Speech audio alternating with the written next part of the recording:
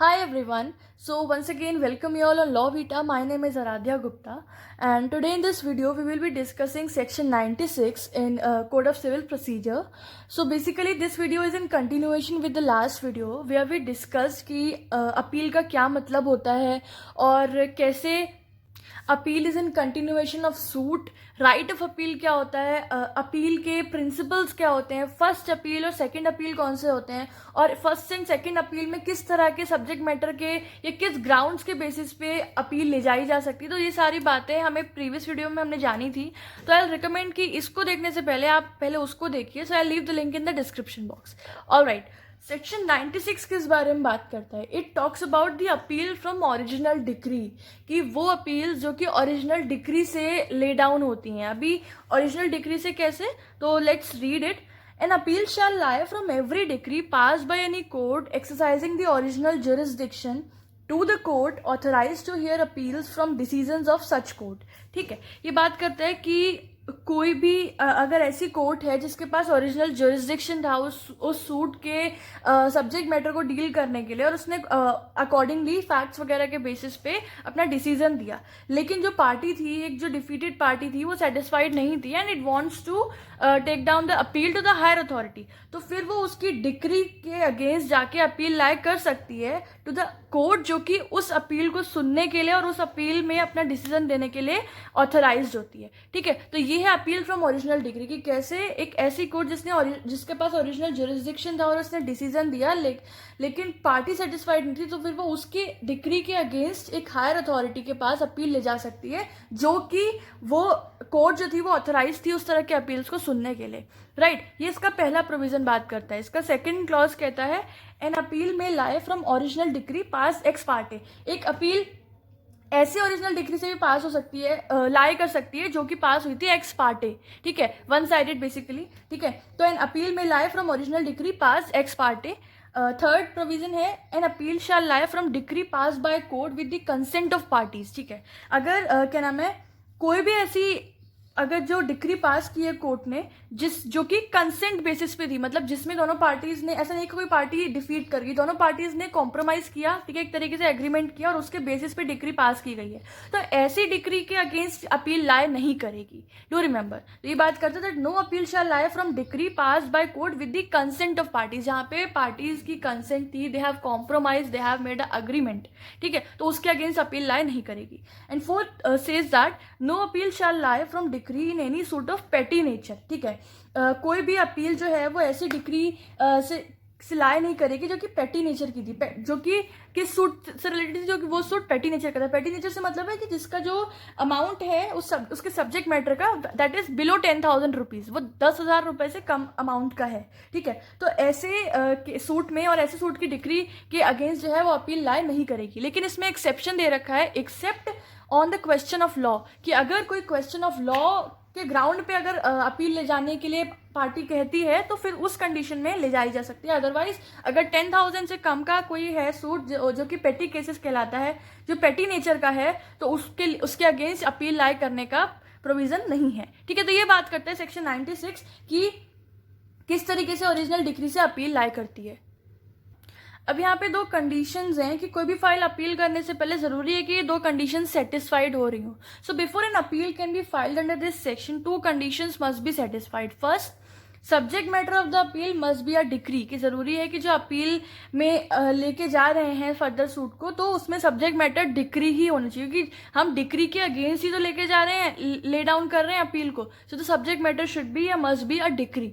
Then second thing is that party which is appealing must have been adversely affected by such determination, means जो original decree में जो उसका determination of suit हुआ था उससे वो अफेक्टेड है एंड वो सेटिस्फाइड नहीं है और इसीलिए वही पार्टी अपील कर रही है। So the appealing party must have been adversely affected by such determination of the suit.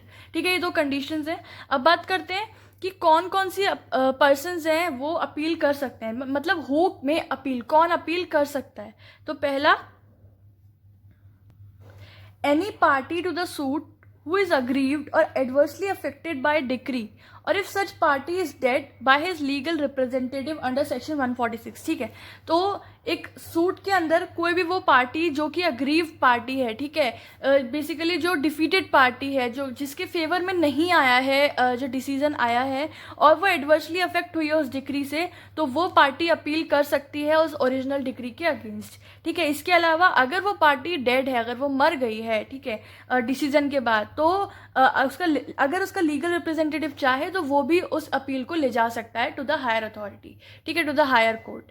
Next, a person who is claiming under a party to suit, वो पर्सन जो कि क्लेम कर रहा है under a party to suit, ठीक है, और transferee of the interest of such party who is bound by the decree, कोई ऐसा ट्रांसफरी है सूट के अंदर जो कि बाउंड है बाय द डिक्री, तो ये लोग भी अपील कर सकते हैं। एक तो वो पर्सन जो क्लेम कर रहा है under a party to suit, और दूसरा transferee of interest who is bound by the decree, provided क्या है, प्रोवाइडेड ये चीज है that his name is entered on the record of the suit की। लेकिन जो पर्सन क्लेम कर रहा है, जो पर्सन अपील ले जाने के लिए बात कर रहा है, वो जरूरी है कि उसका जो नाम है वो सूट के रिकॉर्ड्स में होना चाहिए कोर्ट के पास। ठीक है, third is a guardian who is appointed by court by or against a minor under section 147। 147 के अकॉर्डिंग अगर किसी माइनर के बिहाफ पे या उसके अगेंस्ट अगर किसी गार्जियन को अपॉइंट किया गया है तो वो गार्जियन भी अपील ले जा सकता है, वो डिक्री के अगेंस्ट अपील कर सकता है। ठीक है, fourth, any other person with the leave of court if he is adversely affected bye the decree. ठीक है, इसके अलावा कोई भी वो व्यक्ति जिसको कोर्ट से परमिशन मिल जाए, कोर्ट से लीव मिल जाती है, क्योंकि अगर वो बहुत ज़्यादा इफेक्ट हुआ है जो डिक्री पास की है कोर्ट ने पर्टिकुलर सूट के अंदर उससे, तो so if the person is adversely affected and if he receives the leave of the court then he can also appeal. ठीक है, तो ये वो व्यक्ति हैं जो कि अपील करने के लिए परमिसिबल होते हैं। सी, अभी तक जो भी हम अपील्स कर रहे थे उसमें ये था कि एक पार्टी दूसरी पार्टी के टूवर्ड्स ही तो कर रही है, लेकिन यहाँ पे बात हो रही है appeal bye one plaintiff against the another plaintiff. क्या कोई अपील एक प्लेंटिफ दूसरे प्लेंटिफ के अगेंस्ट ले जा सकता है? So it states that where the matter in controversy in the suit form subject matter of dispute between the co plaintiff, कि अगर जो मैटर इन कॉन्ट्रोवर्सी है सूट के अंदर वो एक ऐसा सब्जेक्ट मैटर ऑफ डिस्प्यूट है जो कि को प्लेंटिफ के बीच में ही है, जो डिस्प्यूट को प्लेंटिफ के बीच में ही है, वो सब्जेक्ट मैटर ले जाया जा रहा है, then an appeal can be filed by one plaintiff against the another plaintiff. तो अगर सब्जेक्ट मैटर ही उन को प्लेंटिफ के डिस्प्यूट का है तो वहां पर अपील ले जाई जा सकती है bye one plaintiff against the another plaintiff. ठीक है, अगर वो मैटर इन कॉन्ट्रोवर्सी से रिलेटेड है तो। दूसरी तरफ बात करते हैं appeal by one defendant against another, क्या एक डिफेंडेंट दूसरे डिफेंडेंट के अगेंस्ट ले जा सकता है अपील?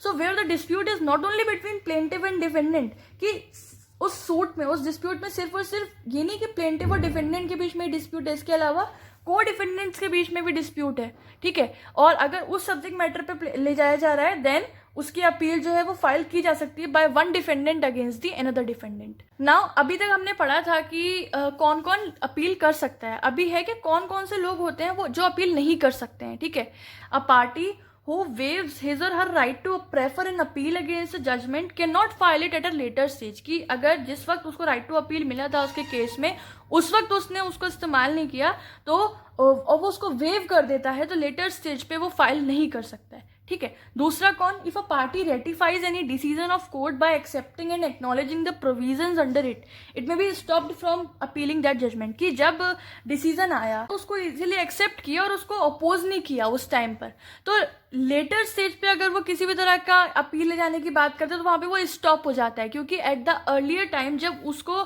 जब डिसीजन आया तो उसको कहना था लेकिन उसने उसको रेटिफाई किया और डिसीजन को एक्सेप्ट किया, तो फिर वो स्टॉप हो जाता है from appealing from that judgment. ठीक है, एंड थर्ड कौन है, the vested right of appeal is destroyed if the court to which an appeal lies is abolished without any forum being substituted in its place. और third क्या बात करें कि अगर जो राइट ऑफ अपील था वो जिस कोर्ट में ले जाना था वो कोर्ट ही अगर अबॉलिश हो गई, जिस कोर्ट में अपील ले जानी थी अगर वो कोर्ट ही अबॉलिश हो गई और उसकी जगह पे कोई नया फोरम भी अगर सब्स्टिट्यूट नहीं किया गया है तो वहां पर भी जो एक वेस्टेड राइट था पार्टी के पास वो डिस्ट्रॉय हो जाता है। तो ये तीन कंडीशंस थी जिसमें वो पर्सन अपील नहीं कर सकता। अगर उसने वेव कर दिया अपना वो राइट, अगर उसने अर्लियर जब डिसीजन आया तो उसने उसको रेटिफाई करा और उसको एक्सेप्ट कर लिया तो फिर वो स्टॉपल लग जाता है उस पर। और तीसरा कि अगर जिस कोर्ट में उसको अपील ले जानी है जिसमें लाए करनी है वो अबॉलिश हो गया और उसकी जगह कोई नया फॉरम फॉर्म भी सब्स्टिट्यूट होकर नहीं आया, then in that condition also that person can not appeal further. ठीक है, तो आई होप आपको पता चल गया होगा कि कौन पर्सन अपील कर सकता है और कौन पर्सन अपील नहीं कर सकता। अब क्योंकि हमने 96 सेक्शन इनिशियली पढ़ा था, तो हमने उसमें जो भी इसके प्रोविजंस थे वो ना शॉर्ट में पढ़ा था। जैसे पहले बताया कि ओरिजिनल जुरिसडिक्शन से जा सकता है, दूसरे में बताया कि एक्स पार्टे से, तीसरे में बताया कि कंसेंट वाला नहीं जा सकता। तो अभी हम उनको थोड़ा थोड़ा डिटेल में पढ़ते हैं, ठीक है, 96 सेक्शन को ही। सो दूसरा प्रोविजन था कि appeal against ex parte decree, कि कैसे किसी एक्स पार्टे डिक्री के अगेंस्ट अपील जा ही सकती है। तो 96 क्लॉज 2 बताता है उसके बारे में, that one of the remedies available to the defendant against whom an ex parte decree is passed is to file an appeal against such decree under section 96(2). कि अगर किसी डिफेंडेंट के against ex parte decree pass कर दी गई है, उसके साथ अन्याय किया गया है एक्स पार्टे डिक्री पास करके, तो उसके पास जो एक रेमेडी है वो यही रेमेडी है कि वो 96 क्लॉज 2 के तहत उस डिक्री के अगेंस्ट अपील फाइल कर सकता है टू दी हायर कोर्ट। ठीक है, alternatively an application can also be filed by him to set aside an ex parte decree. और इसके अलावा साथ साथ में उसके पास ये भी ऑप्शन है कि वो एक एप्लीकेशन फाइल कर सकता है कि ये जो एक्स पार्टे डिक्री पास की गई है उसे सेट असाइड कर दिया जाए, उसको हटा दिया जाए। And both the remedies are concurrent and can be resorted simultaneously. और ये जो दोनों ही रेमेडीज हैं कि या तो वो अपील फाइल करे या फिर वो एप्लीकेशन करे, ये दोनों ही कॉन्करेंट हैं और ये साथ साथ भी रिजॉर्ट की जा सकती हैं। ठीक है, तो ये हमारा हो गया 96 क्लॉज 2। अब बात करते हैं 96 क्लॉज 3 की। So it talks about no appeal against consent decree. ठीक है, कि अगर कंसेंट डिक्री है तो उसमें अपील नहीं ले जाई जा सकती, 96 clause 3। So it is based on the broad principle of estoppel which declares that no decree pass by the consent of the parties shall be appealable. कि कोई ऐसी डिक्री है जो कि कंसेंट पार्टीज की कंसेंट से डिक्लेयर हुई है वो अपीलेबल नहीं होगी। Means where the parties waive their right of appeal by any lawful agreement. कि अगर पार्टीज ने during the time of the decision उन्होंने आपस में एक ऐसा अग्रीमेंट किया या कॉम्प्रोमाइज किया कि हम राइट ऑफ अपील अपना वेव कर रहे हैं, हम अपील नहीं करेंगे, दोनों ने कॉन्सेंट के साथ किया है, तो फिर ऐसे सिचुएशन में लेटर स्टेज पे कोई भी पार्टी अपील नहीं कर सकती है। ठीक है, however an appeal lies against a consent decree। लेकिन फिर भी एक कंडीशन है जिसमें कंसेंट डिक्री के अगेंस्ट अपील लाई कर सकती है, where the ground of attack is that that consent decree is unlawful being in contravention of statute or that the council has no authority। कि अगर ये बोला जाए, ग्राउंड ये दिया जाए कि जो कंसेंट डिक्री जो पास हुई है ये एक अनलॉफुल डिक्री है, ये स्टेच्यूट के, ये जो एक लॉ जो प्रिवेल कर रहा है उसके कॉन्ट्रावेंशन में है। ठीक है, या फिर काउंसिल को ऐसी अथॉरिटी ही नहीं थी इस तरह की डिक्री को एग्जीक्यूट करने की, तो वहां पर ये ग्राउंड अगर दिया जा रहा है तो उस सिचुएशन में कंसेंट डिक्री के भी अगेंस्ट एक अपील लाई कर सकती है। ठीक है, अब हमारा नेक्स्ट 96 क्लॉज 4 बात कर रहा था नो अपील इन पेटी केसेस। जो पेटी केसेस होते हैं वो केसेस जिसका जो अमाउंट है, जो उसका लिमिट है वो 10,000 से कम है। So it bars appeals except on point of law in cases where the value of the subject matter of original suit does not exceed 10,000 as cognizable by code of small causes। ठीक है, तो अगर कोई जो suit का जो subject matter है उसका जो अमाउंट है वो 10,000 से कम का है, तो उस सिचुएशन में उस पर्टिकुलर सूट में जो अपील है वो बार रहती है। मतलब आप ऐसे सूट के अगेंस्ट अपील नहीं ले जा सकते, उसकी डिग्री के अगेंस्ट अपील नहीं ले जा सकते हो। लेकिन अगर जो आपका ग्राउंड है जिस बेसिस पे आप ले जा रहे हो वो क्वेश्चन ऑफ लॉ है या पॉइंट ऑफ लॉ है, देन आपको अलाउ कर दिया जाएगा। ठीक है, तो ये था हमारा गाइस पूरा सेक्शन 96। ठीक है, आई होप इट्स क्लियर। चलिए अब 97 डिस्कस करते हैं, अपील अगेंस्ट प्रिलिमिनरी डिक्री। ठीक है, प्रिलिमिनरी डिक्री क्या होता है? हम लोगों ने टाइप्स ऑफ डिग्री पढ़ा था। एक प्रिलिमिनरी डिक्री होता है, फाइनल डिक्री होता है, पार्टली प्रिलिमिनरी पार्टली फाइनल होता है। तो प्रिलिमिनरी डिक्री में final adjudication of the suit नहीं हुआ होता है, that is known as preliminary decree, right. तो section 97 provides that the failure to appeal against a preliminary decree is a bar to raising any objection to it in appeal against final decree. कि अगर preliminary decree pass होने के बाद आपने अपने appeal का right को नहीं यूटिलाइज किया, आपने उसको नहीं अक्वायर किया, ठीक है, आप वहां पे फेल हो गए अपील को अपील करने में अगेंस्ट प्रिलिमिनरी डिक्री, तो वो आपके ऊपर एक बार लग जाता है कि लेटर ऑन जब फाइनल डिक्री पास होगी तो आप उसके अगेंस्ट अपील नहीं ले जा सकते, then you will be objected. ठीक है, the failure to appeal against a preliminary decree is a bar to raise any objection to it and appeal against the final decree. ठीक है, अब इससे रिलेटेड एक केस है हमारे पास, Subbanna versus Subbanna.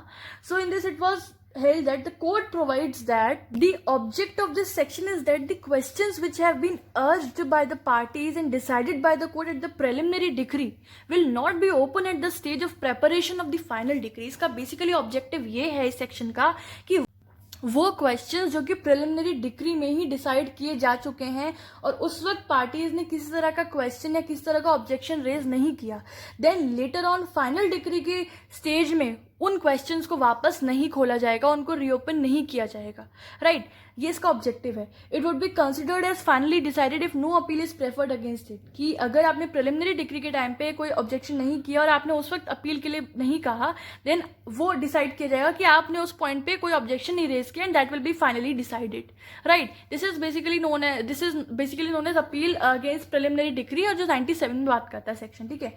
Now appeal against a dead person. So no appeal can be instituted against a dead person. कि किसी भी डेड पर्सन के अगेंस्ट अपील इंस्टीट्यूट नहीं की जा सकती है, but an application can be made praying for the substitution of legal representative of the deceased respondent. लेकिन एक एप्लीकेशन की जा सकती है कि डेड पर्सन की जगह उसके लीगल रिप्रेजेंटेटिव को सब्स्टिट्यूट किया जाए बीइंग अ रिस्पोंडेंट, ठीक है. ये एक एप्लीकेशन करी जा सकती है, लेकिन हाँ किसी डेड पर्सन के अगेंस्ट आप अपील इंस्टीट्यूट नहीं कर सकते. अब हम बात करते हैं लिमिटेशन की, कि हम अपील पढ़ रहे हैं तो क्या कुछ ना कुछ तो टाइम पीरियड होगा कि इस टाइम फ्रेम के विद इन ही आप अपील कर सकते हो इस कोर्ट को या उस कोर्ट को. तो लिमिटेशन एक्ट इस बारे में बताता है. लिमिटेशन एक्ट बार करता है पर्सन को कि अगर आपने उस टाइम फ्रेम के विद इन जो प्रिस्क्राइब्ड है उसमें आपने अपनी अपील नहीं किया तो उसके बाद आप बार हो जाओगे and you can not appeal further. So limitation act provides the period for filing appeal, कि आप कितने कितने टाइम पीरियड में अपील फाइल कर सकते हो. It states that an appeal against a decree और order can be filed in high court within 90 days. कि किसी डिक्री से या कोर्ट के किसी ऑर्डर से अगर आप अपील फाइल कर रहे हो टू द हाई कोर्ट तो आपको वो विद इन 90 days करना होगा from the date of decree और ऑर्डर पास. जिस डेट को डिक्री और ऑर्डर पास हुई है उसके 90 दिन के अंदर अंदर आपको हाई कोर्ट को अप्रोच करना होगा, उसमें अपील लाई करनी होगी. And in any other court, या फिर अगर हाई कोर्ट के अलावा कोई और कोर्ट है तो उसमें आपको within 30 days you have to lie और अपील अगेंस्ट दैट डिक्री और ऑर्डर ऑफ द कोर्ट, ठीक है. तो ये आपका लिमिटेशन एक्ट बताता है क्या टाइम फ्रेम है. अब हम देखते हैं कि एक अपील की क्या क्या रिक्वायरमेंट्स होती हैं, कि क्या क्या चीज़ें होनी चाहिए अगर आप एक अपील लेकर जा रहे हो किसी डिक्री ऑर्डर के अगेंस्ट. तो ऑर्डर 41 जो है सीपीसी का वो इस बारे में बात करता है. So first it must be in the form of memorandum. ज़रूरी है कि जो आपका अपील है वो एक मेमोरेंडम के फॉर्म में होना चाहिए. It should be in the form of memo, ठीक है. That must be signed by appellate और हिज प्लीडर. वो जो मेमोरेंडम है वो अपीलेंट द्वारा साइंड होना चाहिए या फिर उसके प्लीडर के द्वारा, right. It must be presented to the court और सच ऑफिसर एज ऑथराइज्ड. और फिर वो मेमोरेंडम जो साइन कर दिया गया है फिर वो कोर्ट को प्रेजेंट किया जाए या फिर उस ऑफिसर को जो कि ऑथराइज है उस अपील को पढ़ने के लिए या उस मेमोरेंडम को रिसीव करने के लिए.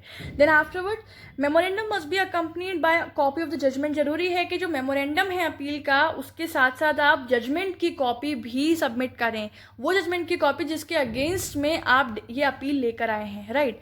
Then next memorandum must contain the grounds to the decrees appealed, ठीक है. मेमोरेंडम के अंदर वो ग्राउंड्स होने चाहिए कि डिक्री पास हुई है उसमें किस किस ग्राउंड्स में आपको ऑब्जेक्शंस था और उसको आप अपील कर रहे हो, तो उस मेमोरेंडम में वो चीज़ भी मेंशन होनी चाहिए. Then the memorandum of appeal should be prepared after carefully considering these things. की जो मेमोरेंडम ऑफ अपील प्रिपेयर किया जाना है वो इन सब चीज़ों को कंसिडर करने के बाद प्रिपेयर किया जाना चाहिए. जैसे प्लीडिंग्स को कंसिडर करके, इश्यूज जो हैं सूट के, फाइंडिंग्स, जजमेंट, डिक्री. तो पहले ये सारी चीज़ों को कंसिडर करके फिर ही मेमोरेंडम ऑफ अपील प्रिपेयर किया जाना चाहिए, right. And the last point is where memorandum of appeal is not in proper form court में रिजेक्ट इट और return it to the appellant for amendment. कि अगर कोर्ट को लगता है कि जो मेमोरेंडम ऑफ अपील है वो प्रॉपर नहीं है जैसा स्पेसिफाइड है उस ढंग से, तो कोर्ट या तो उसे रिजेक्ट कर देगी या फिर उसे रिटर्न कर देगी अपीलेंट को फॉर अमेंडमेंट, कि आप इसमें अमेंडमेंट्स करिए, जो भी गलतियां हैं उसको सही करिए एंड उसके बाद फिर वापस दोबारा लेकर आइए, ठीक है. तो ये है हमारी रिक्वायरमेंट्स ऑफ अपील जो कि है ऑर्डर 41 में. अब देखते हैं कि फॉर्म्स ऑफ अपील या बेसिकली कह सकते हैं या फिर टाइप्स ऑफ अपील, ठीक है. तो first appeal, second appeal, appeal from original decree, appeal from order, appeal from appellate decree, appeal to supreme court. ये कुछ फॉर्म्स ऑफ अपील हैं, राइट. अब देखते हैं फोरम ऑफ अपील, ठीक है, कि मतलब कहाँ पर अपील पेश की जाएगी. So it is the amount or value of subject matter which determines the forum in which the suit is to be filed and the forum of appeal. देखो ये चीज़ कि किस फोरम में प्रेजेंट की जाएगी अपील, ये डिपेंड करता है कि जो सूट है उसके सब्जेक्ट मैटर की वैल्यू क्या है या उसका अमाउंट क्या है. So the amount or value of the subject matter of suit decide करते हैं कि किस फोरम में जो है वो सूट फाइल किया जाएगा या कौन सा फोरम होगा of appeal, right. And hence no one can claim that once appeal should be heard by a particular court. इसलिए कोई भी ये क्लेम नहीं कर सकता है कि जो मेरी अपील है या किसी की अपील है वो इस पर्टिकुलर कोर्ट में ही सुनी जानी चाहिए, इस पर्टिकुलर कोर्ट द्वारा ही डिसाइड की जानी चाहिए. नहीं, it totally depends upon the amount or value of the subject matter of the suit, right. तो ये हो गया हमारा फोरम ऑफ अपील. अब एक डॉक्ट्रीन है जो हम पढ़ते हैं इस टॉपिक के अंदर, that is doctrine of merger. So let's read it. This doctrine is based on the principle that there cannot be at one and the same time more than one operative decree governing the same subject matter. इसका ये है, इस doctrine का जो principal है वो ये कहता है कि एक समय में एक साथ एक ही सब्जेक्ट मैटर के ऊपर एक से ज़्यादा ऑपरेटिव डिक्रीज नहीं हो सकती हैं. मैं दोबारा रिपीट करती हूँ कि एक समय में एक ही सिमिलर सब्जेक्ट मैटर के ऊपर एक से ज़्यादा ऑपरेटिव डिक्रीज नहीं हो सकती हैं, ठीक है. Hence as soon as appeal is decided by appellate court, decree of the trial court ceases to have existence in the eyes of law and is superseded by the decree of appellate court. इसीलिए जैसे ही appellate court अपनी appeal decide कर देती है, वैसे ही जो trial court ने डिसाइड किया है, ट्रायल कोर्ट की जो डिक्री है वो सीज हो जाती है एग्जिस्टेंस में in the court of law. फिर उसका कोई अस्तित्व नहीं रहता है, उसको सुपरसीड कर लेती है the decree of the appellate court. फिर वो एग्जिस्टेंस में रहती है और फिर जो ट्रायल कोर्ट की डिक्री थी उसकी जो वैल्यू है वो सीज हो जाती है, वो एग्जिस्टेंस में नहीं रहती है. It means decree pass by trial court merges with the decree of appellate court. या फिर हम ये कह सकते हैं कि जो ट्रायल कोर्ट की डिक्री है वो मर्ज हो जाती है with the decree of the appellate court. This is what known as doctrine of merger. Easy सी है, दैट्स नॉट वे टफ. चलिए अब देखते हैं कि अपीलेट कोर्ट की पावर्स क्या होती हैं, ठीक है. उसके बाद हम लोग ड्यूटीज डिस्कस करेंगे. तो जो पावर्स हैं अपीलेट कोर्ट की वो सेक्शन 107 बताता है. देखो सेक्शंस याद करते करते चलो साथ साथ वीडियो में. हमने सबसे पहले देखा था 96 सेक्शन बात कर रहा था कि अपील फ्रॉम ओरिजिनल डिक्री, फिर 97 बात कर रहा था और appeal from preliminary decree. Then उसके बाद ऑर्डर 41 बात कर रहा था रिक्वायरमेंट्स, क्या क्या रिक्वायरमेंट्स होती हैं फॉर एन अपील. अब हम पढ़ रहे हैं पावर्स क्या है अपीलेट कोर्ट की, वो सेक्शन 107 में है. तो कुछ पावर्स हैं. पहला, to decide a case finally, कि जो केस आया है जिसमें उसको अपील के रिगार्ड में उसको फाइनली डिसाइड किया जाए, इसकी पावर होती है अपीलेट कोर्ट के पास. देन पावर टू रिमांड, ठीक है, रिमांड सेंड बैक करने का पावर होता है. Then to frame issues and to refer them for trial, कि इश्यूज फ्रेम कर सकते हैं और उसको वापस ट्रायल के लिए रेफर कर सकते हैं, ठीक है. टू टेक एडिशनल एविडेंस, की इसके जो एविडेंस लिए गए थे ट्रायल कोर्ट में डिसाइड करते वक्त, उसके अलावा भी अगर कोई अब इस स्टेज पे आकर अपीलेट कोर्ट को कोई एडिशनल एविडेंस चाहिए तो वो भी वो ले सकता है. देन टू मॉडिफाई डिक्री, वो डिक्री को मॉडिफाई कर सकता है. टू सम्मन विटनेसेस को सम्मन कर सकता है, ठीक है. Can reverse the inference of lower court if not justified, जो लोअर कोर्ट ने जो डिसीजन दिया था उसको रिवर्स कर सकता है अगर जस्टिफाइड नहीं था वो. And appreciation of evidence, appreciation of evidence भी करने का पार होता है अपीलेट कोर्ट का, ठीक है. तो ये सारी पावर्स हो गई. अब देखते हैं ड्यूटीज क्या होती हैं अपीलेट कोर्ट की. सो 4-5 ड्यूटीज हैं. पहला है to analyze the factual position of the background of principles of law involve and then decide the appeal. की कोर्ट की ड्यूटी होती है अपीलेट कोर्ट की कि वो जो केस आया है, जो सूट आया है अपील में, जो भी बैकग्राउंड फैक्ट्स है उस केस का, उस सूट का, उसको पहले एनालाइज करे अच्छे से, ठीक है. उसके जो भी प्रिंसिपल्स ऑफ लॉ में जो भी एप्लीकेशन है उस सबको देखे और उसके बाद ही अपील डिसाइड करे, ठीक है. Then to provide the reasons for setting aside the judgment of inferior court, की अगर कोर्ट सब चीज़ देखने का अगर कोर्ट को ऐसा लगता है कि कुछ इतनी जस्टिफिएबल नहीं था जो इंफीरियर कोर्ट ने जजमेंट दिया था, और अगर वो उसको सेट असाइड करके रिवर्स कर रहे हैं या नया पूरा डिक्री तैयार कर रहे हैं, तो उसमें ज़रूरी है कि वो रीजंस दें कि क्या रीजंस की वजह से वो इंफीरियर कोर्ट के जजमेंट को सेट असाइड कर रहा है. Then to delve into the question of limitation under section 3(1) of limitation act, ठीक है, कि इसके साथ साथ जो अपीलेट कोर्ट है वो लिमिटेशन के क्वेश्चन को भी देखे कि अगर लिमिट बार है तो फिर उसके बाद उसको अलाउ नहीं करेंगे, तो उस पॉइंट को भी वो कंसिडर करे। Then to not interfere with decree for technical errors, ठीक है, कि अगर डिक्री में जो इंफीरियर कोर्ट ने डिक्री पास की थी उसमें अगर सिर्फ और सिर्फ टेक्निकल एरर्स हैं तो उस सिर्फ टेक्निकल एरर के पॉइंट की वजह से उस डिक्री को इंटरफेयर ना किया जाए और उसमें चेंजेस ना किए जाएं, ठीक है, ये कोर्ट का ड्यूटी है। And the last, to decide the appeal in compliance with the scope and powers of conferred on it under section 96 in order 41 of CPC, ठीक है, कि जो भी अपील वो अपील में जो डिक्री कर रहे हैं और जो भी डिसीजन देगी अपीलेट कोर्ट वो ध्यान रखे जो भी प्रोविजन सेक्शन 96 और 41 ऑर्डर में दिया है उसके स्कोप और उसके पावर्स के विद इन ही अपील को डिसाइड करे, ये ड्यूटी है अपीलेट कोर्ट का, ठीक है। तो हमने पार्स देखा, पार्स में था कि एडिशनल एविडेंस ले सकता है, डिग्री को मॉडिफाई कर सकता है, सम्मन भेज सकता है, ठीक है, रिवर्स कर सकता है अगर जस्टिफिएबल नहीं है, इश्यूज फ्रेम कर सकता है, रिमांड में भेज सकता है। और ड्यूटीज क्या क्या थी कि बैकग्राउंड जो फैक्चुअल पोजीशन है उसको भी एनालाइज करे, सेट डिसाइड करने की reasons they, question of limitation को डेल्व आउट करे, उसके अलावा अगर टेक्निकल एरर्स है तो उसमें इंटरफेयर ना करे। और यहाँ हमने पढ़ा कि 96 और 41 को कंप्लायंस में लेने के साथ ही अपील को डिसाइड करे, ठीक है। अब दो चीजें बची हैं बस अभी इस लेक्चर के लिए। एक जजमेंट है सेक्शन 98 में, सेक्शन 98 जजमेंट की बात करता है, उसको देखना है, और फिर डिक्री का कॉन्सेप्ट है उसको देखेंगे, ठीक है।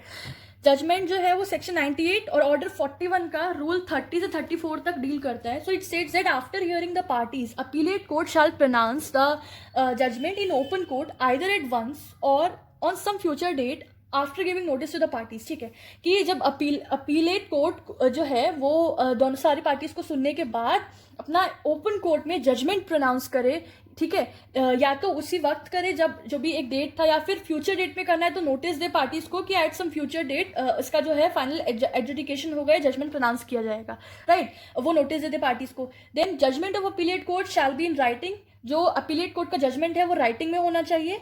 और उसमें क्या क्या चीज़ें होंगी, पॉइंट्स फॉर डिटर्मिनेशन की, क्या डिटर्मिनेशन की पॉइंट्स थे जो डिसाइड किए गए हैं अपील में। देन डिसीजन क्या है, रीजंस क्या है उस डिसीजन के, किस बेसिस पे या किस ग्राउंड पे वो डिसीजन दिया गया है, एंड जो भी रिलीफ अपीलेंट को मिला है या फिर जो भी रिलीफ अपीलेंट इंटाइटल्ड है उस अपील के डिसीजन के बाद, तो वो सारी चीज़ें जजमेंट में मेंशन होनी चाहिए। And that shall be signed and dated by the जजेस, और जो वो अपील है अपीलेट जजमेंट है वो साइंड और डेटेड होना चाहिए बाय द जज। ये बोलता है आपका सेक्शन 98 और ऑर्डर 41 में रूल 30 से 34 तक। अब देखते हैं डिक्री। सो जो डिक्री का कॉन्सेप्ट है वो है ऑर्डर 41 में रूल 35 से 37 तक। So the decree of appellate court shall contain date and day on which judgment was pronounce. Decree में क्या क्या होना चाहिए, डेट और डे लिखी होनी चाहिए जिस दिन जजमेंट प्रोनाउंस किया गया, नंबर ऑफ अपील, अब तक इस केस में इस सूट में कितनी अपील्स हो गई हैं उसका number, then name and description of parties, parties का नाम और उनका description, clear specification of relief granted, जो भी रिलीफ ग्रांट किया गया है या जो भी एडजुडिकेशन किया गया है, ठीक है, जो भी डिटर्मिनेशन किया गया है राइट्स एंड लायबिलिटीज का, उसका क्लियर स्पेसिफिकेशन होना चाहिए डिक्री के अंदर। देन कॉस्ट ऑफ अपील, इस अपील में टोटल कितनी कॉस्ट लगी वो मेंशन होनी चाहिए, and by whom they are to be paid, और वो जो कॉस्ट है वो कौन पे कर रहा है ये भी लिखा होना चाहिए। इसके अलावा date and signature of the जजेस हु पास इट, जो भी जजेस हैं उनके सिग्नेचर होने चाहिए उसमें जिसने भी पास किया है वो जजमेंट और decree. Certified copies of judgment and decree shall be sent to the lower court, और जो वो सर्टिफाइड कॉपीज होंगी जजमेंट की और डिक्री की वो लोअर कोर्ट को भेजी जाएंगी जहां से वो डिसीजन आया था, ठीक है, जिसके अगेंस्ट अपील करके डिसीजन आया था अपीलेट कोर्ट में। एंड इसके अलावा जो it shall also be furnish to the parties of the suit, और जो पार्टीज टू द सूट है उन्हें भी जजमेंट और डिक्री की जो सर्टिफाइड कॉपीज हैं वो प्रोवाइड की जाएंगी। तो गाइज ये था पूरा हमारा फर्स्ट अपील का कॉन्सेप्ट, या मैं कहूँ 96, 97, 98 हमने सेक्शन इसमें डिस्कस किया था, ठीक है। इसका कंक्लूजन देख लेते हैं। Appeals are recognized as statutory rights of persons aggrieved by any decision of inferior court in the interest of justice, ठीक है। अपील जो है statutory rights हैं persons के जो भी aggrieved हैं by the decision of inferior court in the interest of justice, and first appeals are form of appeals prescribed under CPC. So with this we are done with this lecture. Next video में हम लोग second appeals discuss करेंगे जो कि appeal from appellate decree होता है, फिर appeal from orders, appeal to supreme court, और अगर जो भी चीज़ें रह गई हैं वो सारी डिस्कस करेंगे.